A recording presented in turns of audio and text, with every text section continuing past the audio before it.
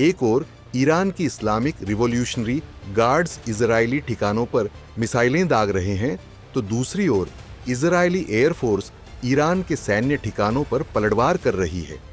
हालांकि इन सब के बीच भारत एक जिम्मेदार वैश्विक शक्ति की तरह मजबूती से अपने कूटनीतिक प्रयासों में जुटा है।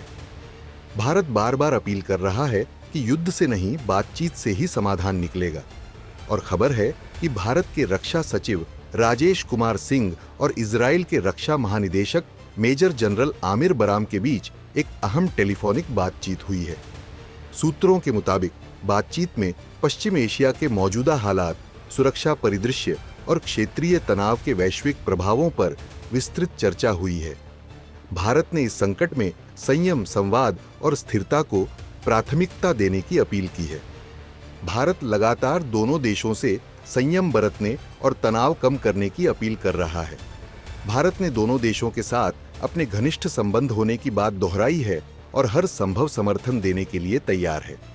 इससे पहले इजरायली प्रधानमंत्री बेंजामिन नेतन्याहू ने भी 13 जून को प्रधानमंत्री नरेंद्र मोदी से फोन पर बातचीत की थी। इस दौरान दोनों नेताओं के बीच ईरान इजरायल में टकराव के बाद हालिया स्थिति को लेकर बातचीत हुई थी। इसकी जानकारी खुद पीएम मोदी ने एक्स पर पोस्ट कर दी थी। प्रधानमंत्री मोदी ने एक पोस्ट में कहा था, मुझे इजरायल के प्रधानमंत्री बेंजामिन नेतन्याहू का फोन आया। उन्होंने मुझे मौजूदा स्थिति के बारे में जानकारी दी। मैंने भारत की चिंताओं को साझा किया और क्षेत्र में शांति और स्थिरता की शीघ्र बहाली की आवश्यकता पर जोर दिया। इजरायली प्रधानमंत्री नेतन्याहू ने यह कॉल ईरान के साथ जारी ताजा संघर्ष के सिलसिले में किया था।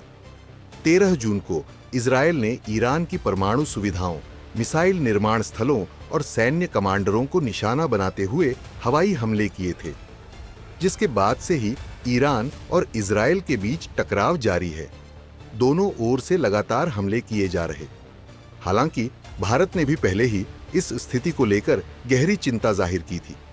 विदेश मंत्रालय ने कहा था कि भारत इस घटनाक्रम पर करीबी नजर बनाए हुए है और दोनों देशों से किसी भी तरह की स्थिति को और भड़काने से बचने की अपील करता है। इजरायल भी इस तनाव के बीच दुनिया के कई नेताओं से बातचीत में लगा है, जिनमें जर्मनी के चांसलर फ्रेडरिक मर्ज और फ्रांस के राष्ट्रपति इमैनुएल मैक्रों भी शामिल हैं। हालांकि भारत कुछ चुनिंदा देशों में से है जिसके रिश्ते ईरान और इजरायल दोनों से ही बहुत गहरे हैं। जहां एक ओर भारत इजरायल के साथ रक्षा, साइबर सुरक्षा और उच्च तकनीक के क्षेत्र में गहरे सामरिक रिश्ते रखता है, वहीं दूसरी ओर भारत और ईरान के बीच सांस्कृतिक, ऐतिहासिक और ऊर्जा सहयोग की मजबूत नींव है। ऐसे में भारत की स्थिति सिर्फ एक दर्शक की नहीं, बल्कि एक संतुलित, विश्वसनीय और प्रभावशाली मध्यस्थ की है।